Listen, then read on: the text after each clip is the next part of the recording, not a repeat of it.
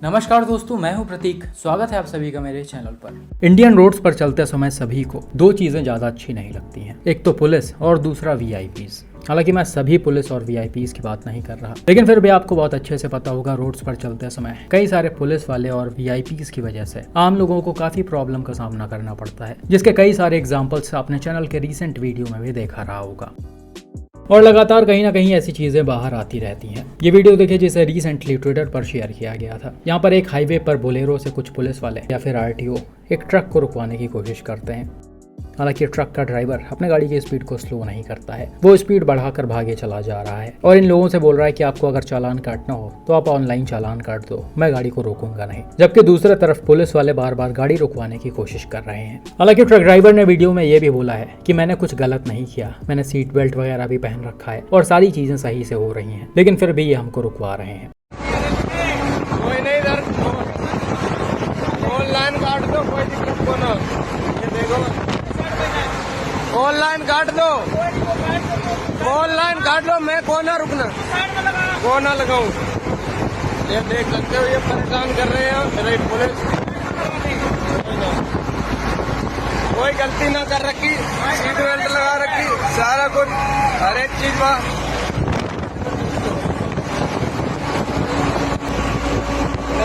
दे दो। तो भाई यहाँ पर अब एग्जैक्टली मैटर क्या था और ये पुलिस वाले या फिर आरटीओ ट्रक को रुकवाने की कोशिश क्यों कर रहे थे, वो तो कहीं पर भी मेंशन नहीं है। लेकिन जिस कॉन्फिडेंस में यह ट्रक वाला है अपने गाड़ी को नहीं रोक रहा है और सारी चीजें एकदम खुलकर बोल रहा है, उससे लग रहा है कि इसने शायद कुछ गलत नहीं किया है। बाकी भाई पुलिस या फिर आरटीओ ऐसे हाईवेज पर हैवी व्हीकल्स को क्यों रुकवाती है वो तो आपको अच्छे से पता ही होगा। 50% केसेस में ये वाकई में कंसर्न होते हैं और ट्रक को रुकवाकर चेक करते हैं ताकि आगे कुछ गलत ना हो। लेकिन 50% केसेस में चीजें काफी डिफरेंट होती हैं। और भाई सिर्फ हैवी व्हीकल्स को ही नहीं, आजकल पुलिस तो हाईवेज पर चलते समय छोटे गाड़ियों को भी ऐसे हाथ देकर चेकिंग करने के लिए रुकवाने लगी है। ये वाला वीडियो देखिए जिसे रिसेंटली मिस्टर शुभम ने शेयर किया था। भाई कुछ दिनों पहले अपने वाइफ के साथ नोएडा से एमपी के लिए ट्रेवल कर रहे थे। रात का समय था और ये यूपी के आगरा से होते हुए जा रहे थे। जब इन्होंने यूपी का बॉर्डर क्रॉस किया, फिर वहां से राजस्थान के ढोलपुर पहुंचे और जैसे ही ये ढोलपुर को क्रॉस करके एमपी के बॉर्डर पर एंटर ही करते हैं, उसी के कुछ देर के अंदर ही पीछे से इनको काफी तेज एक हूटर की आवाज सुनाई पड़ती है। हालांकि स्टार्टिंग में तो ये इग्नोर करते हैं, सोचते हैं कि कोई पुलिस की गाड़ी होगी जिसे साइड चाहिए होगा। लेकिन जैसे ही ये बोलेरो आगे निकलती है, वैसे ही ये लोग डैश कैम वाले कार को साइड में गाड़ी को रोकने के लिए बोलते हैं। हालांकि शुभम को तो स्टार्टिंग में चीजें समझ में नहीं आती हैं, लेकिन फिर भी पुलिस की व्हीकल होती है, इसीलिए इनको गाड़ी को रोड के किनारे रोकना पड़ता है। लेकिन फिर भी ये गाड़ी से बाहर नहीं उतरते हैं, ये थोड़ा सा अपना विंडो ओपन करते हैं और तब तक दूसरे गाड़ी से एक पुलिसमैन शायद आता है और इनसे पूछता है कि कहाँ जा रहे हो। इसी के साथ वो ये भी बोलता है कि गाड़ी का डिग्गी चेक करवाओ।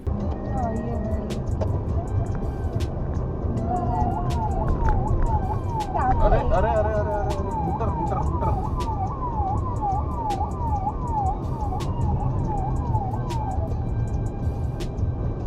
मेरे को क्यों साइड लगवा रहा है भाई? लगवा रहा है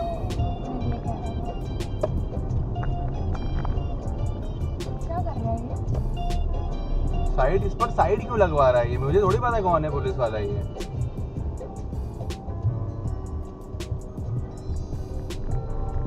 साइड लगवा रहा है? हाँ साइड लगवा रहा है वो।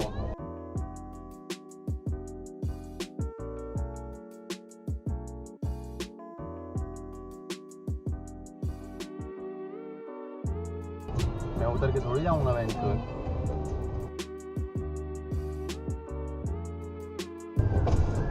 हाँ बताइए सर।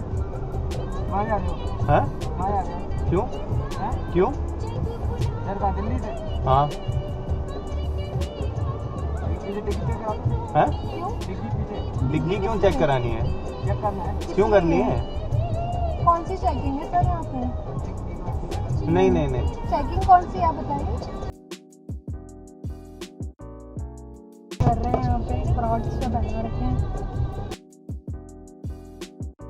जवाब नहीं दे पा रहा था वो भाई, कितने फ्रॉड रहते हैं मुंडा एमपी गुस्से ही।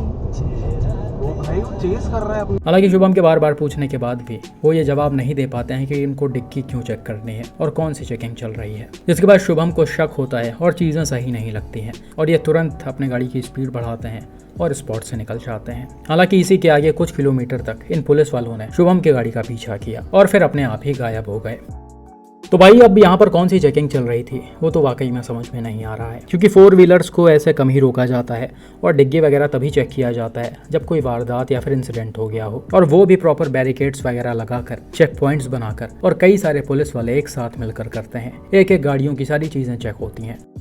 ऐसा नहीं होता कि आप रोड पर चल रहे हो और कोई भी पीछे से आकर गाड़ी आपकी साइड में लगवा ले और चेक करने लगे। यहाँ पर शुभम को यह भी शक हो रहा था कि ये शायद असली पुलिस वाले नहीं हैं, बल्कि इन्होंने गाड़ी पे ऐसे ही पुलिस लिखवाया हुआ है, लाइटें वगैरह लगवाई हैं और वर्दी पहन रखे हैं सिर्फ लूटपाट करने के लिए। हालांकि इस चीज़ को तो हम दावे के साथ नहीं बोल सकते हैं कि ये असली हैं या फिर नकली हैं, लेकिन कई बार ऐसी चीज़ें होती हैं जिसमें लोग ऐसे दूसरों को बेवकूफ़ बनाने के लिए नकली वर्दी वगैरह पहन लेते हैं, नकली गाड़ी ले लेते हैं, ताकि सामने वालों को ये लगे कि ये असली पुलिस वाले हैं। खैर ये जो भी है, इस पर तो इन्वेस्टिगेशन होना चाहिए। मैं इसे यूट्यूब के साथ साथ और भी जगह शेयर करूंगा ताकि MP पुलिस तक ये वीडियो पहुंचे और वो इस पर जवाब दें। बाकी भाई आप सभी से भी रिक्वेस्ट है कि ऐसे रात के समय हाईवेज वगैरह पर कोई भी आपकी गाड़ी रुकवाने की कोशिश करे, सीधा चले जाइए, जो होना होगा बाद में देखा जाएगा। और आपको अगर लग रहा है कि इनसे कुछ प्रॉब्लम हो सकती है तो आप पुलिस के हेल्पलाइन नंबर पर तुरंत ही कॉल करें और इन सारी चीज़ों के बारे में बताएं। बाकी भाई आपके गाड़ियों में डैश कैम्स का होना भी बहुत ज़रूरी है। अभी तक आपने अगर डैश कैम्स नहीं खरीदा है तो अभी जाइए और हमारे कंपनी का डैश कैम बाय करिए। इसका लिंक डिस्क्रिप्शन और कमेंट बॉक्स में पिन है। ये वाला इंसिडेंट देखिए जिसे रिसेंटली उड़ीसा से मिस्टर आदर्श ने शेयर किया है। यहाँ पर होता क्या है कि भाई अपने महिंद्रा XUV 300 से एक 2 लेन रोड से होते हुए जा रहे होते हैं। वीडियो में आप देख सकते हैं उनकी गाड़ी की स्पीड नॉर्मल है और ये इसे सही तरीके से लेफ्ट साइड में चला रहे हैं। वहीं ये रोड जो है वो थोड़ा पतली भी है।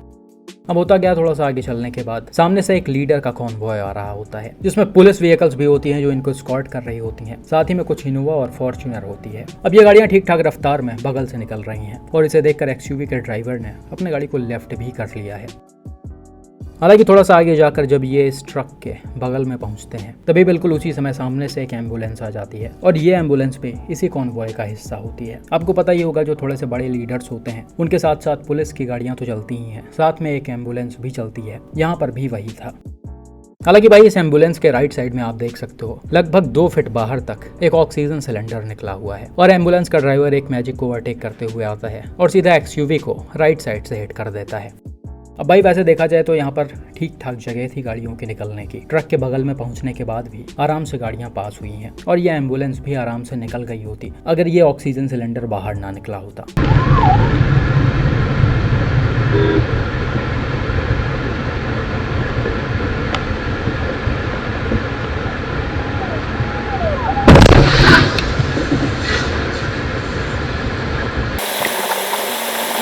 अब ये ऑक्सीजन सिलेंडर ऐसे बाहर क्यों निकला है वो तो मुझे नहीं पता। हालांकि भाई देख कर तो बिल्कुल भी नहीं लग रहा कि ये चीज लीगल होगा, क्योंकि भाई ये रोड को काफी कवर करके चल रहा है और देख कर भी काफी खतरनाक लग रहा। इससे दूसरों को बड़ा नुकसान हो सकता है जो यहाँ पर भी हुआ है। टक्कर का इम्पैक्ट जबरदस्त था जिससे XUV का बम्पर, फेंडर और डोर डैमेज हो गया है। हालांकि भाई XUV के ड्राइवर यहाँ पर रुकते हैं और डैमेज को देखकर तुरंत ही निकल जाते हैं। ये कोई बातचीत नहीं करते क्योंकि ये अपना एक एग्जाम देने जा रहे होते हैं और रिपोर्टिंग टाइम आधे घंटे के अंदर ही रहता है, इसलिए ये रिस्क नहीं लेते। एम्बुलेंस की फोटो वगैरह लेकर स्पॉट से निकल जाते हैं।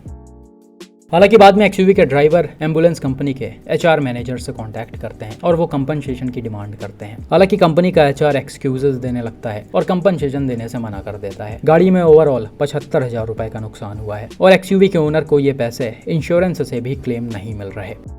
इनका क्लेम रिजेक्ट कर दिया गया क्योंकि इस कोलिजन में डायरेक्ट कोई व्हीकल इन्वॉल्व नहीं था। साथ ही ये नेताजी लोगों का कॉन्वॉय था और उसे ये व्हीकल एस्कॉर्ट कर रही थी। इन सब चीज़ों का एक्सक्यूज और इंश्योरेंस कंपनी वालों ने दे दिया होगा। हालांकि वैसे देखा जाए तो ऐसा नहीं होना चाहिए क्योंकि सारी चीज़ों का प्रूफ है और गलती सामने वालों की तरफ से हुई है, लेकिन फिर भी नुकसान XUV के ओनर को उठाना पड़ रहा है। हालांकि भाई XUV के ओनर ने इसके बाद ही एम्बुलेंस के कंपनी पर FIR रजिस्टर कर दिया। अब देखते हैं आगे क्या होता है। बाकी मैं भी इस वीडियो को और सोशल मीडिया हैंडल्स पर शेयर कर दूंगा ताकि XUV के ओनर की कुछ हेल्प हो सके। बाकी भाई आपका इस इंसिडेंट पर क्या मानना है और क्या लगता है इसके पैसे किसको देने चाहिए, कॉमेंट करके ज़रूर बताएं।